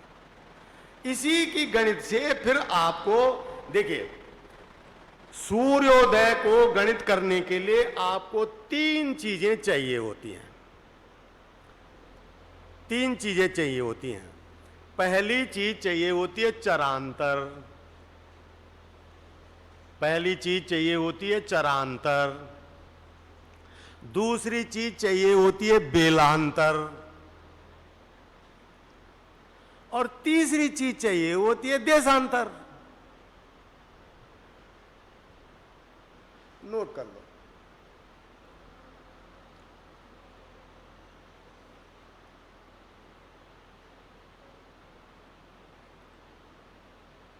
अब ये सबको गणित करने के हिसाब हैं। अक्षांश और क्रांति से गणित होता है चरांतर। अक्षांश और देशांतर क्रांति से चरांतर गणित होता है। बेलांतर आपको पंचांग में दिया हुआ है। हालांकि गणित इसकी भी है, लेकिन इसकी गणित जरा ज्यादा वो है। इसकी गणित समझने से पहले आपको अहरगण साधन सीखना है, और तब अहरगण साधन से आपको मध्यम ग्रह, वो एक बहुत लंबा सब्जेक्ट है, उसको हम इसमें नहीं छू सकते हैं, इस कक्षाओं में नहीं छू सकते हैं हम उसको। तब आपको बेलांतर निकलता है। निकलने को सब गणित हैं, पर आपको जो ज्यादा जरूरी है, जिसे आप, क्योंकि बेलांतर हमारे पंचांग में दिया हुआ है, आप सीधे सीधे वहां से ले सकते हो। आपको देशांतर आपको पंचांग में दिए हुए हैं, आप सीधे सीधे डिफरेंस ले सकते हो। अब सिर्फ रह गया चरांतर। ये चरांतर आपको सीखना जरूरी है। तो चरांतर जो है, पहली बात, चरांतर की परिभाषा समझ में आ गई? आ गई ना?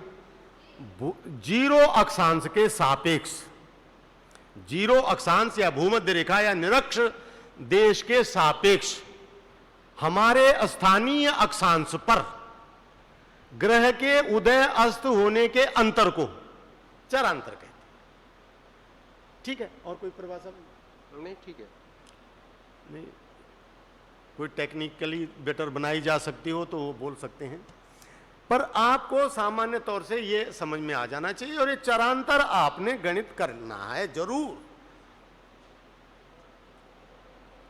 तो ये 3 चीजें ध्यान रखनी है: चरांतर, बेलांतर और देशांतर। नोट कर लो अपने पास। सूर्योदय सूर्यास्त निकालने के लिए ऐसा ही नोट कर लो। पहला चलांतर, चरांतर,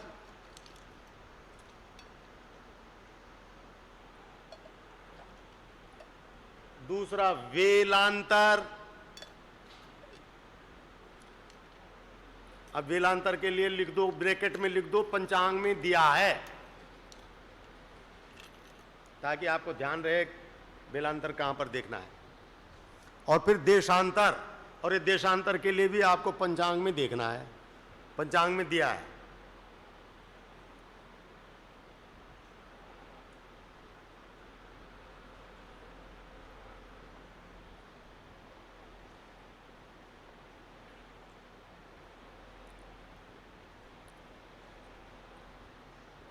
ठीक है?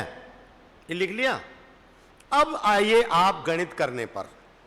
गणित में इसका होता है चरांश की जो ज्या होती है, चरांश की ज्या होती है, ये अक्षांश का टेंजेंट और क्रांति के टेंजेंट का गुणनफल होती है। यानी 10 अक्षांश गुणा गया 10 क्रांति, स्पर्शज्या अक्षांश गुणा गया स्पर्शज्या क्रांति। हाँ, ये होता, ये इसका ज्या जो है वो चरांश होता है। तो आप ऐसा करिए कि ये रोजड़ के लिए हमने निकालना है, तो आप किसी भी दिन का, कब का निकालें हम, किसी दिन हमने निकाला 19 जून का, तो 19 जून का लिखिए, पहले तो अक्षांश लिखिए, 10 ये अक्षांश लिखिए, 23 अंश 12 कला 58 विकला। अब आप यहां पर एक बात बोलेंगे और नहीं बोलेंगे तो हम अपने आप बोलेंगे कि आपको हमने अक्षांश लिखाया 23 अंश और कितना लिखाया था, 23 21, हाँ 23 21 लिखाया था, और यहां हम 23 12 58 लिखा रहे हैं। तो क्यों लिखा रहे हैं?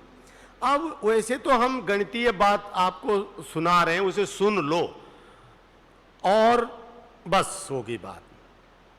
आगे कभी वो लगेगा तो इसको भी गणितीय तौर पर स्पष्ट करेंगे। अक्षांश दो प्रकार से नापे जाते हैं। एक होता है भूकेंद्रीय। क्या होता है? ये जो पृथ्वी है इसके केंद्र स्थल को नीचे हमसे भी जो बहुत किलोमीटर नीचे है, उसको केंद्र मान करके जो अक्षांश लिए जाते हैं उनको भूकेंद्रीय अक्षांश कहते हैं। ये देखिए यहाँ विभू बना रहे हैं। और एक पृथ्वी के ऊपरी सतह को केंद्र मान करके जो अक्षांश लिए जाते हैं उसको भूपृष्ठीय अक्षांश बोलते हैं।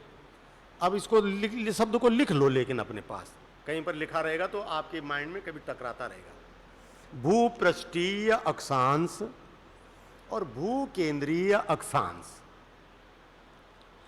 जो ये पंचांगों में दिए हुए हैं या जो एटलसों में दिए होते हैं, सारी एटलसों में अक्षांश देशांतर होते हैं, या जो नक्शों में या जो ग्लोब में दिए रहते हैं, ग्लोब में भी दिए हैं, नक्शों में भी दिए हैं, जो आपकी एटलस आती हैं, आपकी नक्शे आते हैं, उनमें भी दिए रहते हैं। ये भूकेंद्रीय होते हैं। पहचान के लिए लिख लो अपने पास, ये कौन से होते हैं? ज्योतिष गणना के लिए इसको हमें भूपृष्ठीय बनाना होता है। ये अंतर जो है भूकेंद्रीय और भूपृष्ठीय का वो इसलिए है क्योंकि पृथ्वी अपने आप में पूरा गोल नहीं है। पृथ्वी भूमध्य रेखा पर थोड़ी उभरी हुई और ध्रुवों पर थोड़ी चपटी है, मतलब संतरे के जैसी, मतलब ऐसे एकदम परफेक्ट स्फीयर नहीं है, थोड़ा सा बिगड़ी हुई है, बेडॉल है कि केंद्र पर थोड़ी उभरी हुई है। तो इसकी वजह से ये जो कोण है ये हर जगह बराबर बराबर नहीं होता, थोड़ा थोड़ा भूपृष्ठ और भूकेंद्र पर नापने पर इन दोनों कोणों में अंतर आता है। जब हमें सूर्योदय सूर्यास्त निकालना होता है तो हमें भूपृष्ठीय अक्षांश की आवश्यकता होती है। और भूकेंद्रीय और भूपृष्ठीय अक्षांश को कैसे बदलते हैं ये आप अगर देखना चाहें पंचांग में देखिए पेज नंबर 23। इस साल के पंचांग में क्या? हाँ जी, इस साल के पंचांग में पृष्ठ संख्या 23 में देखिए 23 23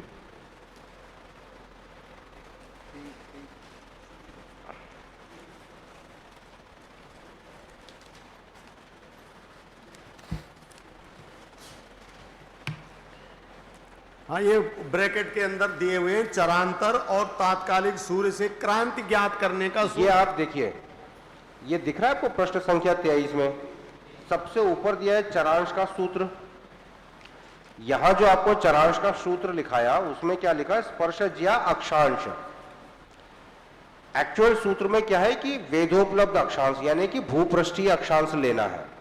अगर आप सामान्यतः अक्षांश से लेकर के भी गणना करोगे तो सूर्योदय अस्त का जो समय आएगा उसमें थोड़ा सा अंतर आएगा, इससे ज्यादा कोई फर्क नहीं पड़ेगा। अगर आपको एकदम स्पष्ट और सटीक निकालना है तो वेदोपलब्ध अक्षांश लेना है। भाई सवाल जानकारी का है, आपको जानकारी होनी चाहिए कि भूपृष्ठीय अक्षांश अलग है और भूकेंद्रीय अलग है, और भूपृष्ठीय से भूकेंद्रीय कैसे बनाना है उसकी विधि होती है, ये हमने यहाँ दी हुई है। अगर शाम को समय बचेगा, इस टॉपिक पर मैं आगे नहीं जा रहा हूँ क्योंकि इसमें फिर समय मेरा और लग जाएगा, और मैं चाहता हूँ कि आपको सूर्योदय सूर्यास्त की गणना को मैं आज स्पष्ट कर दूँ। समय बचेगा तो आप शाम को बोलिएगा, हम इसे शाम को आपको ये करा भी देंगे। ठीक है, आप मोटा ये समझ लीजिए कि यहाँ जो हमने अक्षांश डालना है वो इस सूत्र के माध्यम से वेदोपलब्ध अक्षांश निकालना है पहले, ठीक है, और वेदोपलब्ध या भूपृष्ठीय अक्षांश। तो अभी जो आपको अक्षांश लिखाया 23, 11, 56, ये वेदोपलब्ध अक्षांश है रोजड़ के लिए। रोजड़ के लिए वैसे अक्षांश कितना आया था हमारा? 23, 21, लेकिन जो करेक्टेड है, संशोधित है, जो भूपृष्ठीय है, वो है 23, 12, 58। तो ज्योतिष की गणनाओं के लिए आपको ये 23, 12, 58 लेना है, ठीक है। तो अब ये सूत्र बना, चरांश की जा बराबर 10 अक्षांश गुणा गया 10 क्रांति। तो 10 अक्षांश किया तो तब आपको मिला 10 अक्षांश और 10 क्रांति को गुणा करा तो ये आया आपका 19 जून की क्रांति कितनी है? 19 जून की क्रांति कितनी है? 19 जून की क्रांति यहां से देखनी है। 19 जून 23, 25, 5 और अक्षांश 23, 12, 58। कैलकुलेटर में करो ना तो वो रिफ्लेक्ट हो जाएगा।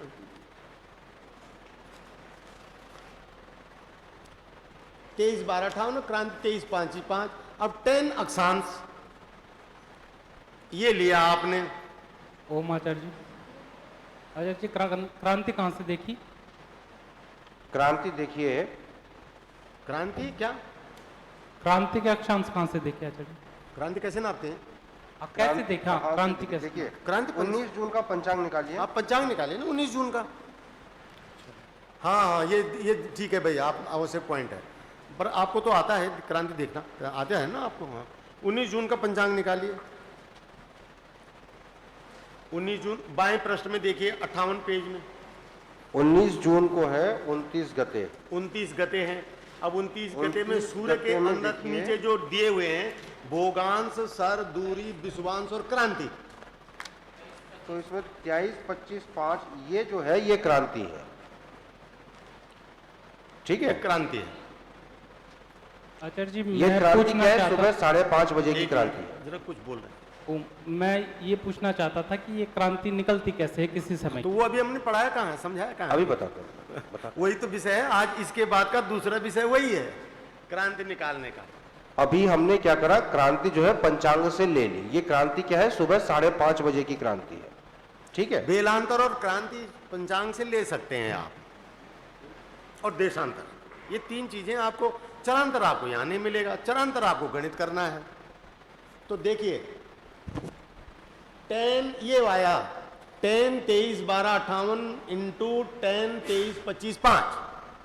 अब इनकी वैल्यू आई, देखिए इनकी वैल्यू आई पॉइंट, पहले वाले की वैल्यू आई 0. लिख लीजिए 0.4289343। बस इतना बहुत है। 7 अंकों तक लिखो, लंबी आती हैं, बस 6 अंकों तक लिखो। 42893 और 3 को 93 को 4 कर दो, लास्ट वाले 3 को 4 कर दो और छोड़ दो। 6 अंकों तक लिया करो बस। 0.428934 ये 10 अक्षांश की वैल्यू आई जो आपको कैलकुलेटर से मिलेगी। और अब 10 क्रांति, ये 10 क्रांति की वैल्यू आई 0.433113। 112 आया है, बट 2 तक हमने लिया, तो 2 को बाकी अंक छोड़ने के लिए वो छठे अंक को 1 बढ़ाकर ले लेते हैं। 113 आ गया, ये आ गया। अब इसको जब गुणा किया तो गुणनफल आया 0.185.777। ठीक है, ये 0. हाँ नहीं, मैंने जो लिखा वो सही लिखा है। 0.185.777। हाँ ठीक लिखा।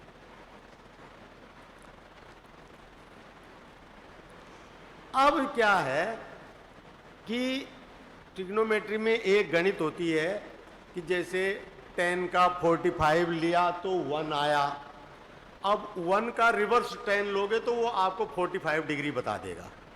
तो ऐसे ही इस संख्या की जब आप रिवर्स साइन लोगे तो उसकी वैल्यू आएगी 10.706411।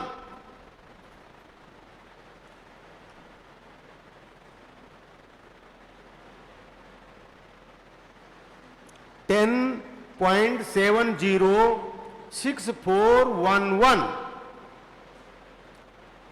और ये आई उसकी ज्या, साइन चरांश ज्या आ गई। ये इस ज्या को 4 से गुणा करते हैं तो ये आया 4 गुणा 4, ये आया आपका 42 मिनट 50 सेकंड। ये अंशों में आई है ना, ये अंशों में आई और उसमें आया था अंश में, इसको 4 से गुणा करा तो ये 42 मिनट और 50 सेकंड आ गया। तो ये 42 मिनट 50 सेकंड चरांतर हुआ। अब लिखिए, अब यहां से आगे आप लिखिए, ये चरांतर हुआ। ये गणित हम कोशिश करेंगे एक बार और वो कर देंगे, तो अभी आपके दिमाग में पूरी तौर से बैठी नहीं होगी, कठिन भी है ये गणित ना। जिसने ट्रिग्नोमेट्री को थोड़ी समझ, उसको समझ में आ रहा है तो वो तो लिख ले, लेकिन जिसको ट्रिग्नोमेट्रिक समझ नहीं है वो सिर्फ देख ले, क्योंकि कोई फायदा नहीं है। अगर 15-20 दिन का कार्यक्रम हो तो तब तो ये बातें सब ली जा सकती हैं। आप देखें कि हाँ सुनता हूँ, आप देखें कि अजमेर में तो हम 4 दिन के लिए आए थे और उस 4 दिन में भी लोगों ने इतना पिकअप करा, हमने कोशिश की तो वहाँ तो हमने ये विषय उठाए भी नहीं थे जो आपको बता रहे हैं हम, ये उठाए भी नहीं थे हमने ये विषय, लेकिन वहाँ भी लोगों को लगा कि हमको बहुत कुछ जानकारी मिल गई। अगर आगे देखेंगे कभी ऐसा चांस मिलेगा तो एक बार ऐसा आएंगे, आप जितना हमने आपको मौलिक अध्ययन जो ज्योतिष का दिया है उसको आप उसको बार बार देख पढ़ के आप अपने आप को पुष्ट रखें। हम जब कभी आगे मौका मिलेगा तो उसमें गणित के विषय उठाएंगे। अब गणित के विषय उठाएंगे तो उसमें 1 हफ्ते में भी आपको आप इतना हो जाएगा आपको कि ये, और उस समय ये चीज़ें हमें मदद देंगी क्योंकि आपकी सुनी हुई हैं, बुद्धि में शब्द बैठे हुए हैं, इतना भी बहुत है, इसलिए ये थोड़ा सा है। अब देखिए अब क्या है कि ये चरांतर आया आपका 42 मिनट 50 सेकंड, लिख लो 42। अब इसके लिए एक नियम है कि अगर जो अक्षांश और क्रांति, पहला नियम है अक्षांश और क्रांति दोनों उत्तर में हो, तो अक्षांश तो सारे भारत के अक्षांश उत्तर में है ही, और क्रांति भी 19 जून में उत्तर में है, 23 सितंबर तक उत्तर में रहेगी। तो ये दोनों उत्तर में, अगर दोनों उत्तर में हो तो सूर्योदय में चरांतर घट जाएगा। अगर दोनों उत्तर हो तो सूर्योदय में चरांतर क्या होगा? माइनस होगा। अब देखिए आप सूर्योदय और सूर्यास्त 2 कॉलम बनाइए, सनराइज और सनसेट।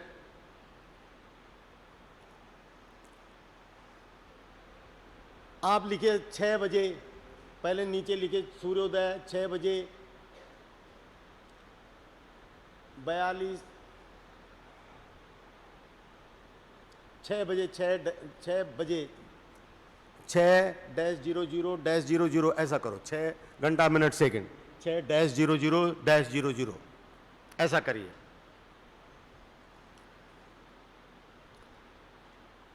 6-00 6 के बाद -0 करो, कर दिया। यहाँ से वहाँ आने में टाइम लग रहा है, पता नहीं क्या। अच्छा आप अपने पास लिखो 6-00-00 घंटा मिनट सेकंड का है ये, और ऐसे ही सनसेट लिखो और उसके नीचे भी लिखो 6-00-00, उसके नीचे भी लिखो सूर्योदय और सूर्यास्त। अब इसके नीचे लिखो -42 मिनट 50 सेकंड, 00 के आगे 00 के नीचे 42 और अगले 00 के नीचे 50, और सूर्योदय माइनस होगा तो सूर्यास्त में ये प्लस हो जाएगा। अब सूर्यास्त के नीचे लिखो, जो जहां आपने 6-00 लिखा है वहां लिखो +42 मिनट 50 सेकंड।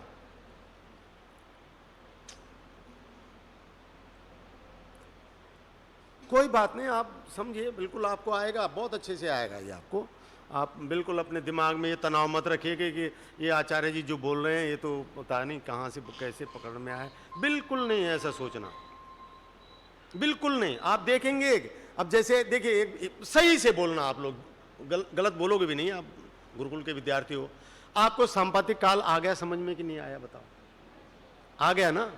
आ गया। अब देखिए पहले कितना कठिन लग रहा था आपको, परसों लग रहा था कि नहीं लग रहा था? लग रहा था ना। अब देखिए ऐसे ही है भाई, विद्या तो अभ्यास है न सिद्धति है ना। आप अभ्यास करोगे तो सिद्ध हो जाएगी, नहीं करोगे तो नहीं होगी। आपको अभ्यास देना है आपको। ऐसे ही अभी ये सूर्योदय पहली बार पढ़ा रहा हूं मैं, आपने इससे पहले की जिंदगी में कभी देखा भी नहीं है, गणित करना तो रहा दूर। तो आप ये समझ लें कि आप पहली बार में आचार्य जी बोले और हमको बिल्कुल, ऐसा हो सकता है क्या? ऐसा नहीं हो सकता। अरे आप इतनी देर तक इस विषय को ध्यान पूर्वक सुन रहे हो, समझने की कोशिश करो, बहुत बड़ी बात है ये, आपकी बहुत बड़ी बात है ये। इस बात की तो आपकी जितनी तारीफ की जाए वो कम ही कम है। तो आप अभी चिंता मत करें, अभी आप जो बोल रहा हूं लिखें, अभी अगले उस चरण में आप देखेंगे तब आपको इनकी बातें और समझ में आ जाएंगी।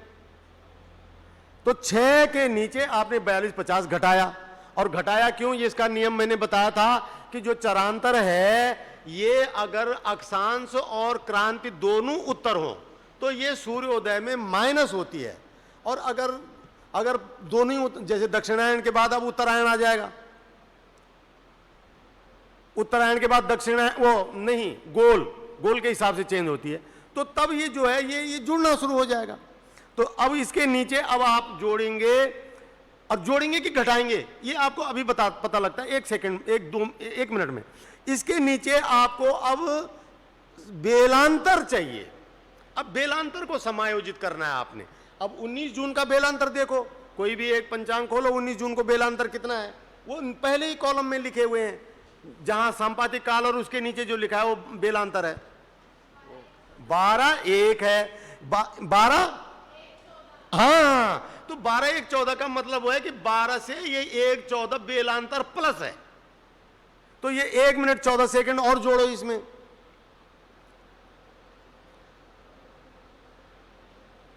ये जुड़ेगा 5-17 में? हाँ ये जुड़ेगा, पक्का जुड़ेगा।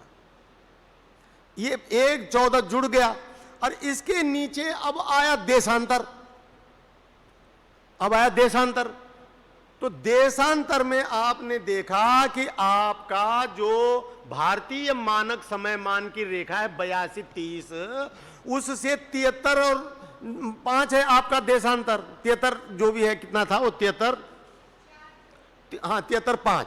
तो 82-30 में से 73-5 घटाया, 4 से गुणा, तो वो आया 37 मिनट 40 सेकंड। अब इसमें 37 मिनट 40 सेकंड और जोड़ो,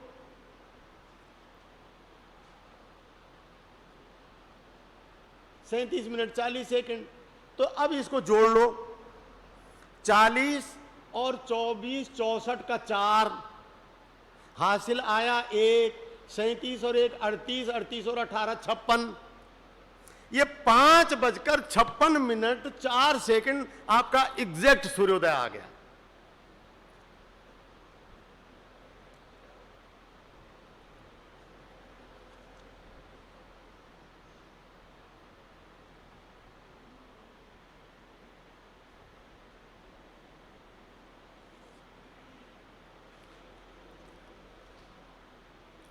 ठीक है, हाँ बोलिए।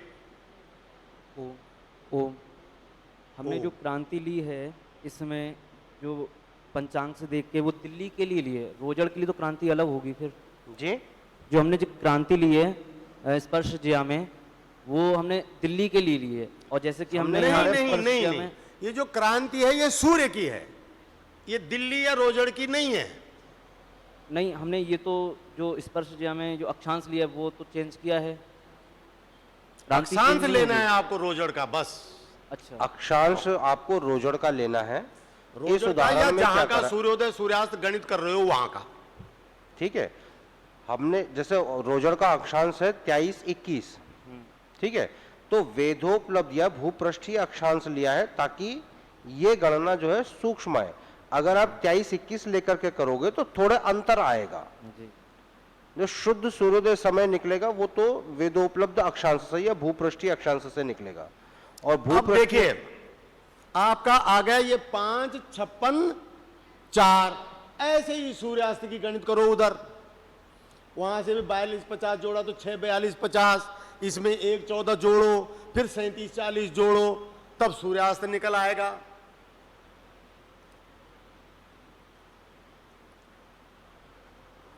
बहुत अच्छा, आप लोग गंभीरता से ले रहे हो और समझने की पूरी कोशिश कर रहे हो, ये बहुत बड़ी बात है।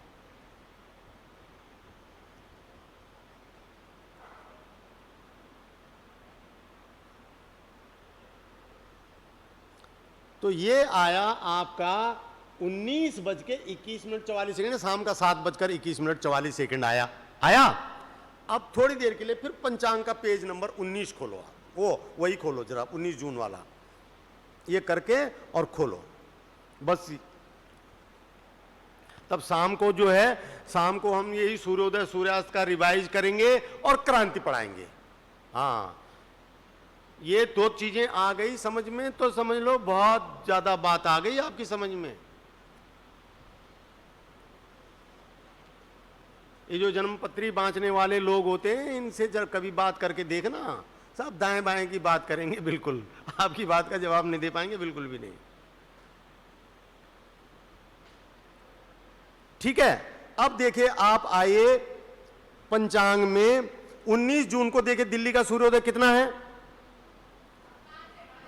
5:28, और ये मिथुन में सूर्योदय हुआ और इसमें 26 जोड़ना था, तो 5:28 में 26 जोड़ा तो कितना आया, 5:54 आया। तो देखिए 5:54 आया, ये उसी के करीब आ गया कि नहीं आ गया। मैंने बोला था आपको कि ये जो सूर्योदय इससे निकाल रहे हो ये स्थूल होता है, बहुत एक्यूरेट नहीं होता है, और इसमें भी एक्यूरेट आ जाएगा। अब वो चीज बताता हूं, गौर से सुनो। ये जो 26 मिनट का करेक्शन है, ये उस दिन का है जिस दिन मिथुन संक्रांति हो रही थी।